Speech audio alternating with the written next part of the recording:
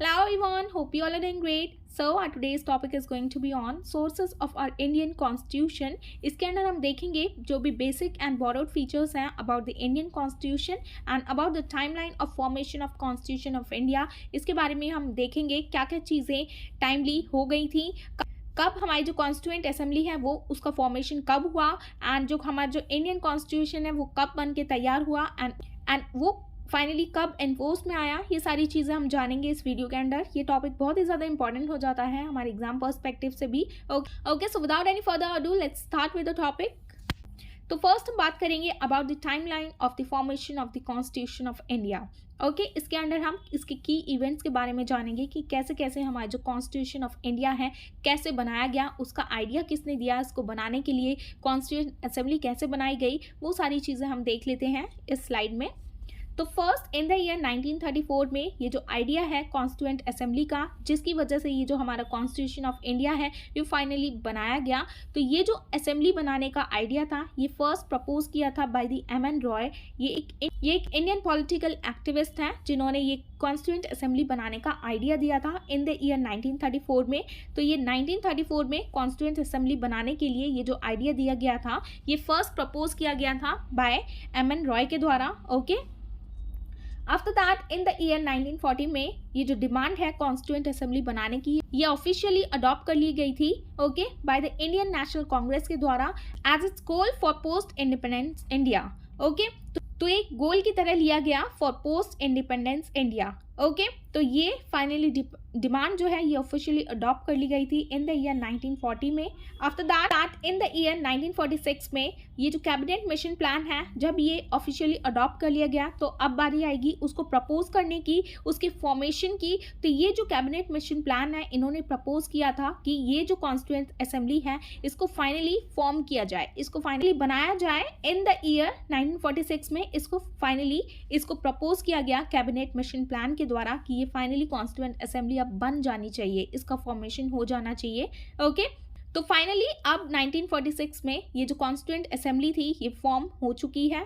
ठीक है, after that अब इसके मेंबर्स इलेक्ट करने की बारी आती है।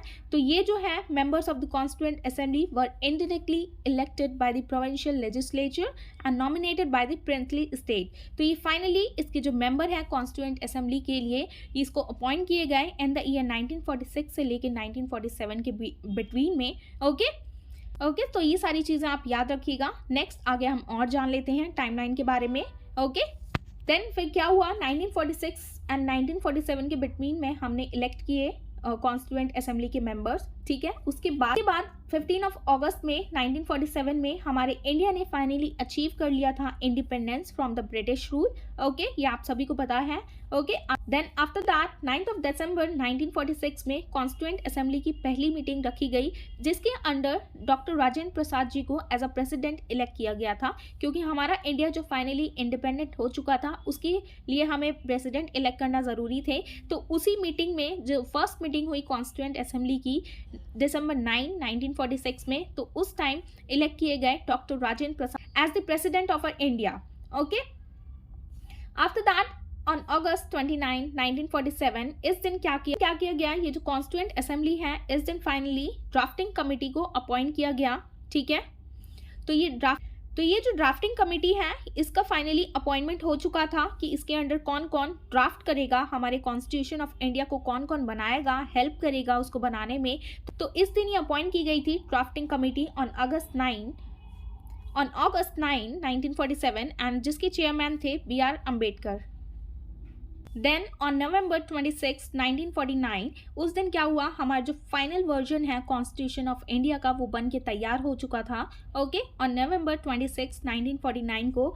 Then after that on January 26, 1950 इस दिन फाइनली जो कॉन्स्टिट्यूशन ऑफ इंडिया हमारा बन के तैयार हुआ था वो केम इनटू इफेक्ट, वो इफेक्ट में आ गया था। ठीक है, उसको अब फाइनली हम इम्प्लीमेंट कर सकते हैं। वो फाइनली अब इफेक्ट में आ गया था, मतलब अब हम उसे फॉलो कर सकते हैं। सिटीजन ऑफ इंडिया जो है वो फॉलो कर सकता है कॉन्स्टिट्यूशन ऑफ इंडिया को and India became sovereign democratic Republic. उस दिन के बाद से हमारा जो इंडिया है वो सॉवरेन हो चुका था। ओके, एंड ये जो कॉन्स्टिट्यूशन ऑफ इंडिया है वो केम वो इफेक्ट में आ चुका था ऑन जनवरी 6, 1950। ओके, ये आप याद रखिएगा, ये बहुत ही ज़्यादा इंपॉर्टेंट हो जाता है। ये क्वेश्चन पूछे भी जाते हैं किसी भी एग्जाम्स में, स्टेट पीसीएस में, या कोई भी आप ले लीजिए वन लाइनर जिसमें पूछे जाते हैं question. Okay, after that on January 26, 1950, इसी दिन ये जब हमारा जो कॉन्स्टिट्यूशन ऑफ इंडिया है ये इफेक्ट में आया था, उसी दिन जो डॉक्टर राजेंद्र प्रसाद हैं उन्होंने as the president of India शपथ ली थी। Okay, and this is going to be last point. On January 26, 1950, इस दिन क्या हुआ था, जो इंडियन नेशनल कांग्रेस है उसने फाइनली अडॉप्ट किया था Indian tricolour flag as the national flag of India. कि हमारा जो इंडिया फ्लैग आप देखते हैं, इंडियन जो फ्लैग है उसमें जो 3 कलर देखे जाते हैं, वो फाइनली किस दिन अडॉप्ट किया था, वो किया गया था जनवरी 26, 1950 को। इंडियन नेशनल कांग्रेस के द्वारा इसको अडॉप्ट किया गया था as the national flag of India. Okay, तो ये सारी टाइमलाइन थी, आप याद रखिएगा सारी, for the formation of the constitution of India. Okay, ये जो पॉइंट्स हैं जितने भी, ये बहुत ही ज़्यादा इंपॉर्टेंट हो जाते हैं आपके एग्जाम पर्सपेक्टिव से भी। Okay, so just remember all these points related to the timeline of the formation of our constitution of India. तो नेक्स्ट हम बात करेंगे about the sources of Indian constitution and its borrowed features. जो भी important sources हैं हमारे जो Indian constitution ने बोरो किए हैं दूसरी कंट्रीज से या दूसरे एक्ट से, वो हम सारी चीज़ें इस वीडियो में जानेंगे। ये बहुत ही ज़्यादा इंपॉर्टेंट हो जाता है फ्रॉम एग्जाम पर्सपेक्टिव से भी। ओके, तो first one is government of Indian act 1935। ये है major source of our Indian constitution. Okay, तो इस एक्ट से हमने क्या क्या बोरो किया है, सबसे पहले लिया है हमने ऑफिस ऑफ गवर्नर। ये जो आप ऑफिस ऑफ गवर्नर देखते हैं कि हमारे स्टेट में एक गवर्नर होना ही चाहिए, अपॉइंट करा जाना चाहिए, तो ये जो है ये हमने लिया है गवर्नमेंट ऑफ इंडिया एक्ट 1935 से। Then after that emergency provisions. तो ये जो आपको इमरजेंसी दिखते हैं कभी कभी लागू हो जाती हैं हमारे कंट्री में, तो ये जो प्रोविजन है ये हमने गवर्नमेंट ऑफ इंडिया एक्ट 1935 से ही लिया है। After that PSC stands for public service commission. तो ये जो तीनों इंपॉर्टेंट सोर्सेज हैं ये हमने गवर्नमेंट ऑफ इंडिया एक्ट 1935 से ही लिए हैं। ये आपको as a match the following में पूछ लिए जा सकते हैं किसी भी स्टेट PCS एग्जाम्स में। ओके, तो आप याद रखिएगा। आफ्टर दैट ऑब्जेक्टिव रेजोल्यूशन, यहाँ से हमने क्या लिया है, यहाँ से हमने बोरो किया है प्रेम्बल। ओके, या आपने देखा होगा हमारे स्टार्टिंग के पेज में ही कॉन्स्टिट्यूशन ऑफ इंडिया के प्रेम्बल है, तो हमने बोरो किया है ऑब्जेक्टिव रेजोल्यूशन से। Okay, after that British constitution, तो हमने ब्रिटिश कॉन्स्टिट्यूशन से क्या क्या इंपॉर्टेंट चीज़ें ली हैं। तो first one is parliamentary form of government होनी चाहिए हमारी, रूल ऑफ लॉ होना चाहिए, सिंगल सिटीजनशिप होनी चाहिए, एंड देन द बाईकैमरलिज्म होना चाहिए। जो 2 गवर्नमेंट आप देखते हैं, लोकसभा एंड द राज्यसभा, तो ये जो सारे प्रोविजंस हैं ये हमने ब्रिटिश कॉन्स्टिट्यूशन से लिए हैं। Okay, so just remember all these points. After that हम देखेंगे आयरिश कॉन्स्टिट्यूशन से हमने क्या क्या बोरो किया है, which is also known as Ireland. Okay, तो यहाँ से हमने, ये आपको पता ही होगा सबको, TPSP बोरो किया है। Then method of election of president, की इलेक्शन कैसे होने चाहिए प्रेसिडेंट के, तो ये भी चीज़ हमने बोरो की है आयरिश कॉन्स्टिट्यूशन से। Then nomination of 12 members of the Rajya Sabha. So just remember all these points, ये सारी चीज़ें हमने बोरो की हैं आयरिश कॉन्स्टिट्यूशन से।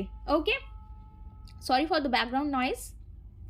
After that US constitution, US constitution से हमने क्या क्या बोरो किया है ये हम देख लेते हैं।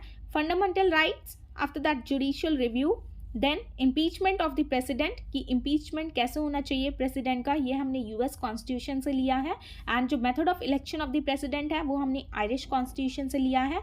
ओके, देन US कॉन्स्टिट्यूशन से हमने बोरो किया है पोस्ट ऑफ वाइस प्रेसिडेंट, कि वाइस प्रेसिडेंट की पोस्ट भी होनी चाहिए, ये भी हमने US कॉन्स्टिट्यूशन से बोरो किया है।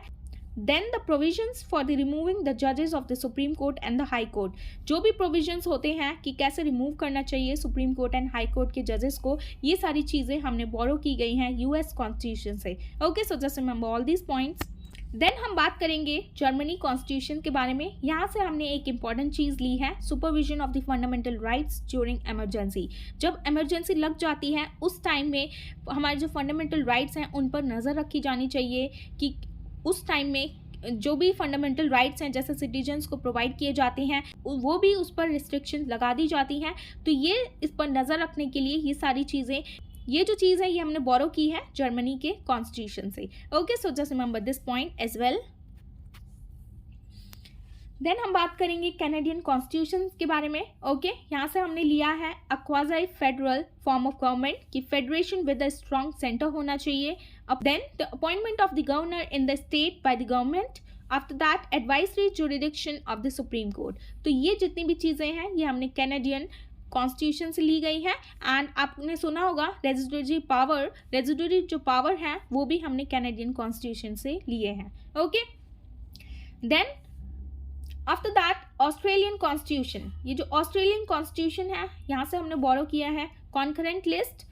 Then joint sitting of the parliament by the two houses, ये जो आप आर्टिकल 109 में देखते हैं कि ज्वाइंट सिटिंग बैठानी चाहिए कभी भी कुछ भी जो हो जाता है, जैसे लॉ पास कराने होते हैं, तो ये जो ज्वाइंट सिटिंग का प्रोविजन है ये हमने लिया है ऑस्ट्रेलियन कॉन्स्टिट्यूशन से।